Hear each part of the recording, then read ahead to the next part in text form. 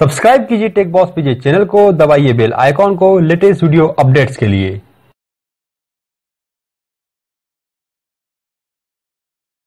नमस्कार दोस्तों, आप सभी का स्वागत है। अभी तक हमने हमारे डेरिवेटिव पार्ट में निकाल लिया है H5 कंपोनेंट। अब हमें निकालना है E component, electric field component determine करेंगे। अब हम जानते हैं मैक्सवेल इक्वेशन से कि curl of H is equal to JC plus JD। ये है एम्पेयर्स मॉडिफाइड फॉर्म। ये फार्मूला हम कहाँ से डिराइव करते हैं? EMT में एम्पेयर्स मॉडिफाइड फॉर्म है ये। यहाँ पर JC आपकी कंडक्शन करंट डेंसिटी और JD है डिस्प्लेसमेंट करंट डेंसिटी। हम अभी जो कैलकुलेशंस कर रहे हैं वो फ्री स्पेस के लिए कर रहे हैं। मीन्स हमारा जो पॉइंट P है वो कहाँ पर लोकेटेड है? फ्री स्पेस में। तो फ्री स्पेस में जो हमारी कंडक्शन करंट डेंसिटी JC होती है उसकी वैल्यू होती है 0। तो यहाँ पर हम इस JC कंपोनेंट को 0 पुट कर सकते हैं। तो हमें मिलेगा curl of H is equal to JD। ये JD क्या है? आपकी डिस्प्लेसमेंट करंट डेंसिटी, और JD can be written as del D upon में डेल T। और ये D क्या होता है? D होता है हमारा एप्सिलॉन E। तो यहाँ पर जब D की वैल्यू हम पुट करेंगे एप्सिलॉन E, तो हमें मिलेगा epsilon del E divided by del T।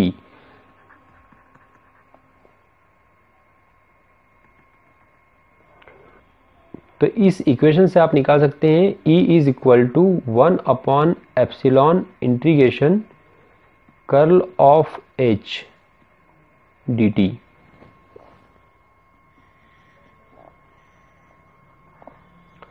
तो दोस्तों इस इक्वेशन की हेल्प से हम निकालेंगे E field component at point P। तो इस ई फील्ड कंपोनेंट को डिटरमाइन करने के लिए हमें सबसे पहले निकालना पड़ेगा कर्ल ऑफ H। जैसे हमने कर्ल ऑफ A निकाला था, ठीक उसी प्रकार हम कर्ल ऑफ H निकाल सकते हैं। तो कर्ल ऑफ H होगा, curl of H will be equal to 1 upon r sine theta bracket del by del theta H phi sine theta minus del by del phi H theta bracket closed AR it's a unit vector plus 1 upon r bracket 1 upon sine theta del by del phi HR minus del by del R bracket R H phi bracket close A theta it's a unit vector plus 1 upon R bracket del by del R R H theta minus del by del theta HR and A phi it's a unit vector. Now ये जो हमने curl of H का formula लिखा है यहाँ पर, तो अब हम कर्ल ऑफ H के R थीटा और फाई कंपोनेंट सेपरेट कर सकते हैं। तो curl of H of R will be equal to what? 1 upon R sine theta del by del theta H phi sine theta minus del by del phi H theta. तो इस unit vector AR का जो coefficient है आपका, ये क्या है? आपका कर्ल ऑफ H का R कंपोनेंट है। कर्ल ऑफ H का थीटा कंपोनेंट भी हम इसी प्रकार निकाल सकते हैं। ये जो आपका यूनिट वेक्टर है, इसका ये जो कोफिशिएंट है, ये इसका थीटा कंपोनेंट है। किसका? कर्ल ऑफ H का थीटा कंपोनेंट। ठीक इसी प्रकार कर्ल ऑफ H का फाई कंपोनेंट भी निकाल सकते हैं हम। ये आपका ये यूनिट वेक्टर है A फाई, इसका ये जो कोफिशिएंट है, ये क्या है? कर्ल ऑफ H का फाई कंपोनेंट। तो हम कर्ल ऑफ H के तीनों कंपोनेंट सेपरेट कर सकते हैं, कर्ल ऑफ H का R component, theta component and phi component. चलिए पहले हम लेते हैं कर्ल ऑफ H का R कंपोनेंट। तो कर्ल ऑफ H का R कंपोनेंट ये रहा। यहाँ पर देखिए आप, जब हमने मैग्नेटिक वेक्टर पोटेंशियल निकाला था तो उसका हमारा A फाई कंपोनेंट 0 आया था। फिर हमने del by del phi is equal to 0 put किया था। तो वही हम डेल बाय डेल फाई की वैल्यू यहाँ भी 0 रखेंगे। तो जब हम कर्ल ऑफ H की जो इक्वेशन गिवन है हमें, इसमें डेल अपॉन डेल फाई की वैल्यू 0 पुट करेंगे तो ये वाला पार्ट एलिमिनेट हो जाएगा और हमें मिलेगा curl of H। This curl of H of R component will be equal to 1 upon R sine theta del by del theta H phi sine theta. ये वाला कंपोनेंट हमने यहाँ से हटा दिया है। अब इस इक्वेशन में हम H फाई की वैल्यू पुटअप करेंगे। तो curl of H of R will be equal to 1 upon R sine theta del by del theta as it is. H phi की वैल्यू क्या है? H फाई की वैल्यू है IM DL sine theta upon 4 pi bracket minus omega sine omega T days divided by RV plus cos omega T days divided by R square. Bracket close, और ये sine theta as it is रहेगा।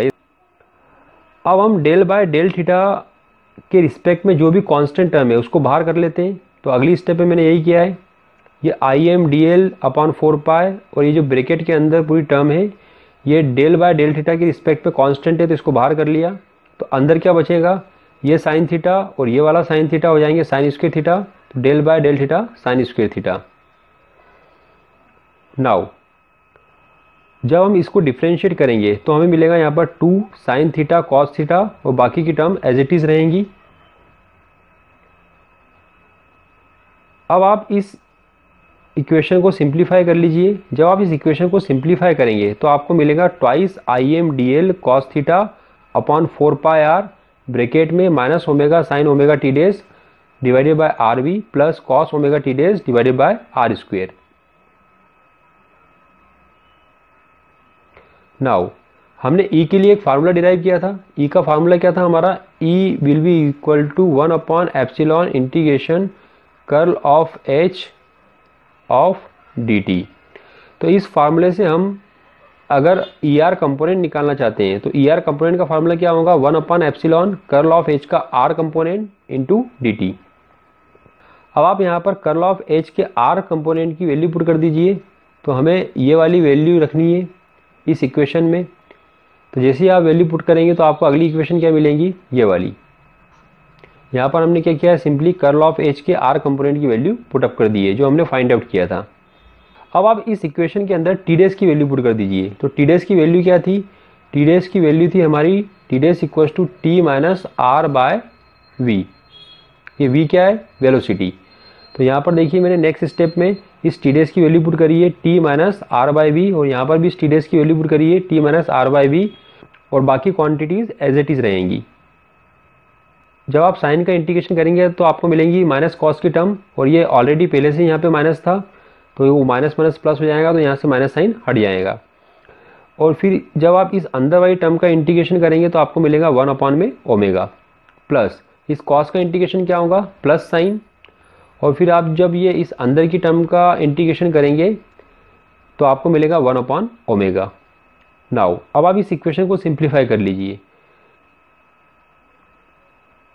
जब आप इस equation को simplify करेंगे तो क्या होगा, इस ओमेगा से ये ओमेगा आपका कैंसिल हो जाएगा। इस T minus R by V की ये अगेन आप पुट कर सकते हैं टी डैश, तो हम इस टर्म को रिड्यूस कर सकते हैं कॉस ओमेगा टी डैश में divided by R V, plus यहाँ पर भी T minus R by V की आप पुट कर दीजिए टी डैश, तो ये हो जाएगा साइन ओमेगा टी डैश, और ये हो जाएगा omega R square, omega R square. Now ये जो ब्रैकेट के बाहर जो एक 1 अपॉन आर वाली टर्म है इसको आप अंदर ले जाएंगे तो ये हो जाएगा यहाँ पर आर स्क्वेयर वी और omega are cube.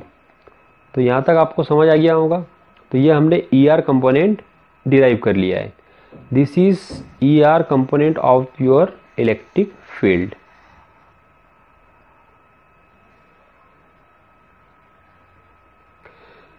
Similarly, we can derive E theta component also.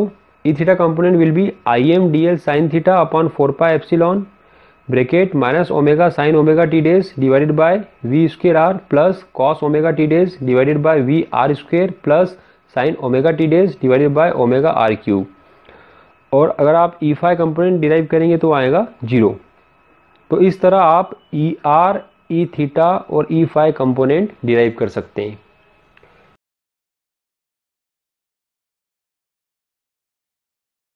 Subscribe कीजिए टेक बॉस पीजे चैनल को, दबाइए बेल आइकॉन को लेटेस्ट वीडियो अपडेट्स के लिए।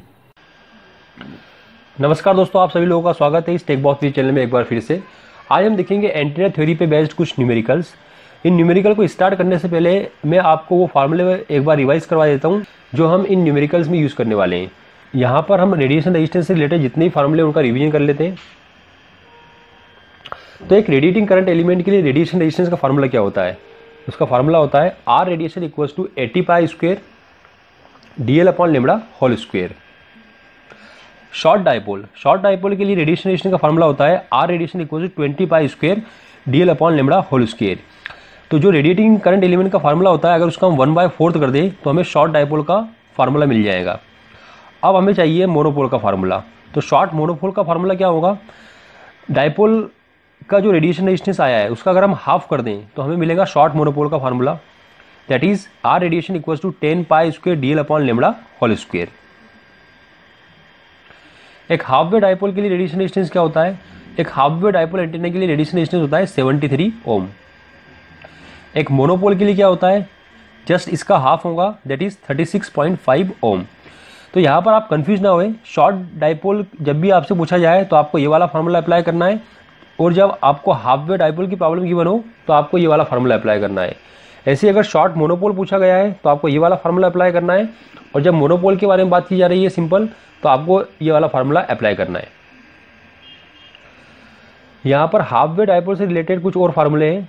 यहाँ पर देखिए आप ई फील्ड और एच फील्ड दोनों के मैग्नीट्यूड गिवन है, तो मॉड ऑफ ई थीटा अगर आपको कैलकुलेट करना है तो इसका फार्मूला आपको याद रखना पड़ेगा 60 IM upon R bracket cos of π/2 cos of theta.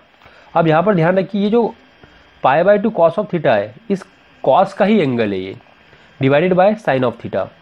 ऐसे ही यहाँ पर मॉड ऑफ H5 का फार्मूला भी गिवन है, mod of H5 is equal to IM upon twice pi R bracket cos of π/2 cos of theta divided by sine theta.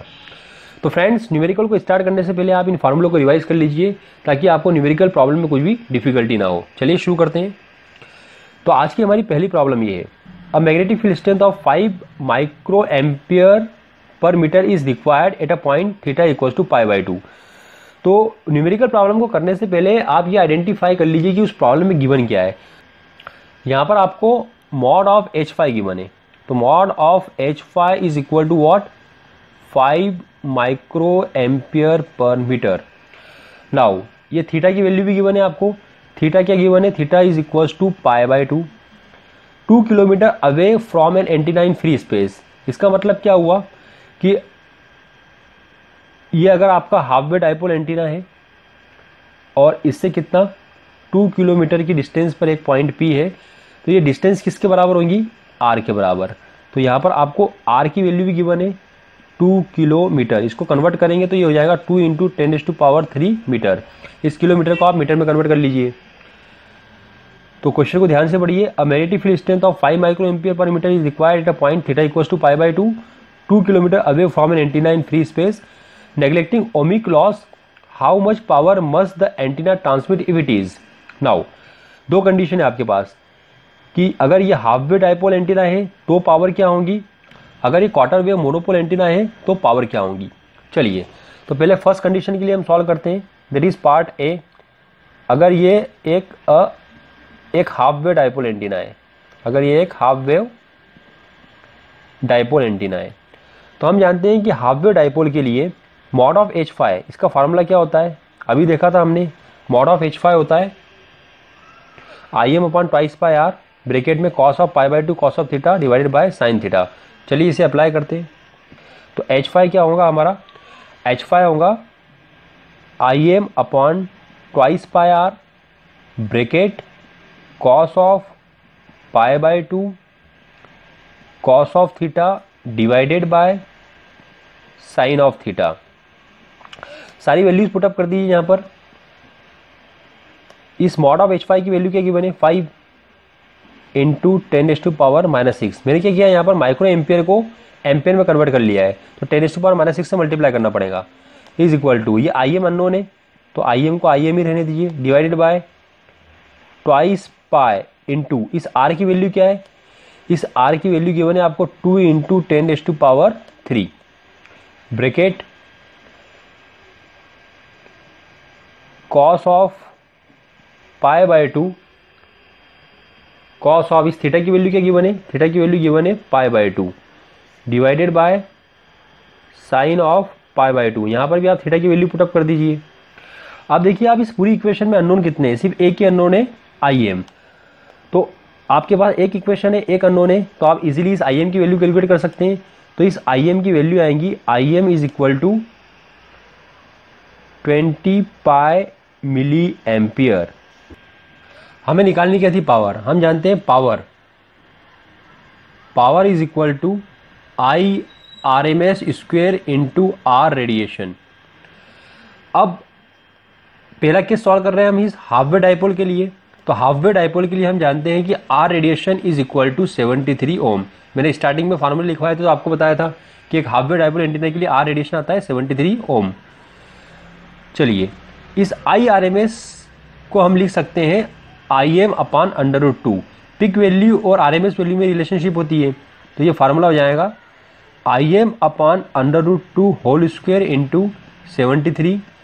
यहाँ पर हम IM की वैल्यू निकाल चुके हैं। IM की वैल्यू है 20 पाई डिवाइडेड बाय √2 स्क्वायर इंटू 73। अब आप इसको सिंप्लीफाई कर लीजिए। जब आप इस इक्वेशन को सिंप्लीफाई करेंगे तो आपको मिलेगा 144 मिली वॉट। तो ये आ गई पावर फर्स्ट केस के लिए। नाउ सेकेंड पार्ट को सॉल्व करते हैं। सेकेंड पार्ट में क्या करना है आपको, अगर ये क्वार्टर वेव मोनोपोल हो, मीन्स एक मोनोपोल एंटीना हो, उस केस में पावर क्या होगी, तो उस केस में पावर का फार्मूला सेम रहेगा IRMS square into R radiation. But इस आर रेडिएशन की वैल्यू बदल जाएगी। आर रेडिएशन होगा आपका 36.5। ये फार्मूला ही बताया था मैंने आपको स्टार्टिंग में कि मोनोपोल के लिए इसकी वैल्यू हाफ हो जाती है। अगर हाफ वेव डाइपोल के रेडिएशन रेजिस्टेंस की वैल्यू है 73 ओम, तो इसकी वैल्यू होगी 36.5।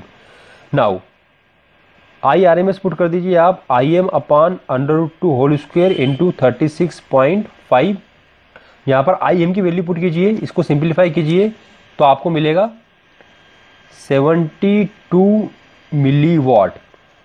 तो इस प्रकार से आप दोनों ही केसेस के लिए पावर कैलकुलेट कर सकते हैं।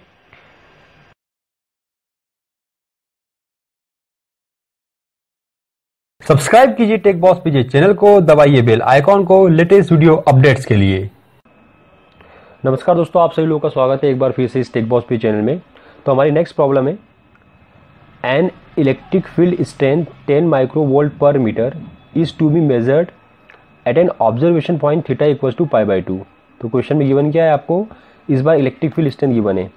तो यहाँ पर E is equal to 10 microvolt per metre given है और थीटा की वैल्यू क्या है π/2। 500 kilometre from a half wave dipole antenna operating in air at 50 megahertz.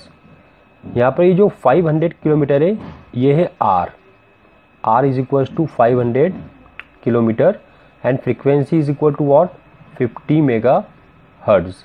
तो आपको कैलकुलेट करना है part A, what is the length of the dipole.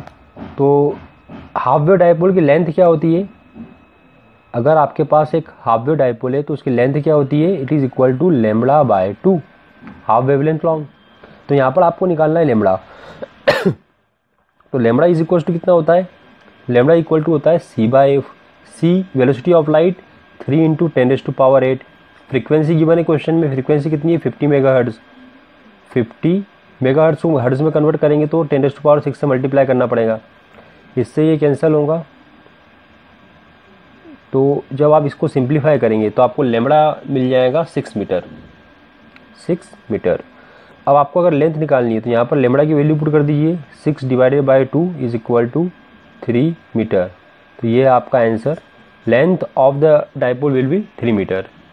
Second part में क्या पूछा है उसने, calculate the current that must be fed to antenna. अब आपको निकालना है करंट।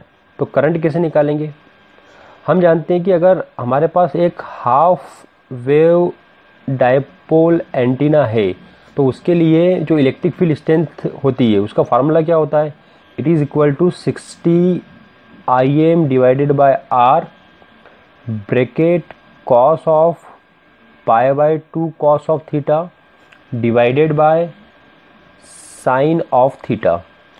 तो आपको ये वाला फार्मूला अप्लाई करना है। यहाँ पर आपको इलेक्ट्रिक फील्ड स्ट्रेंथ गिवन है, that is mod of E given है, 10 माइक्रोवोल्ट है इसलिए 10⁻⁶ से मल्टीप्लाई करूँगा मैं, is equal to 60 IM। R की वैल्यू क्या गिवन है 500 किलोमीटर, तो ये हो जाएगा 500 इंटू 10⁻3। किलोमीटर को मीटर में कन्वर्ट करेंगे, ब्रैकेट कॉस ऑफ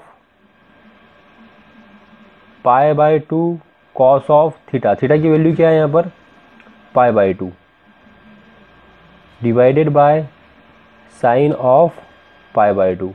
अब आप देखिए इस इक्वेशन में एक ही अननोन है, तो इस को जब आप सॉल्व करेंगे तो आपको IM की वैल्यू मिलेंगी IM इज इक्वल टू 83.33, तो ये आ गया आपका करंट। उसने क्या पूछा था, calculate the current that must be fed to antenna, तो ये उस करंट की पीक वैल्यू आ गई, राइट। नाउ अब क्या निकालना है आपको, find the average power radiated by the antenna. तो आपको पीक करंट मालूम हो गया है, तो आप RMS वैल्यू निकाल लीजिए इस करंट की।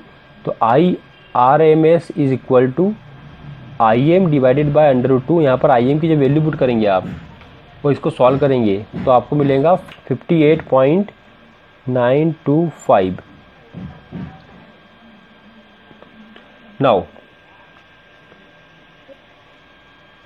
अब पार्ट सी सॉल्व करते हैं। हमें पार्ट सी में हमें निकालना है पावर। तो पावर इस क्या होती है, IRMS square into R radiation. तो IRMS की वैल्यू क्या है, IRMS की वैल्यू है यहाँ पर 58.925 whole square into R radiation. एक हाफ वे टाइप का R रेडिएशन कितना होता है, 73 ओम। तो यहाँ 73 वैल्यू पुट करेंगे, इसको आप सिंप्लीफाई करेंगे तो आपको मिलेगा 253.47। This is your required answer. तो ये इस तरह से आप पावर भी कैलकुलेट कर सकते हैं।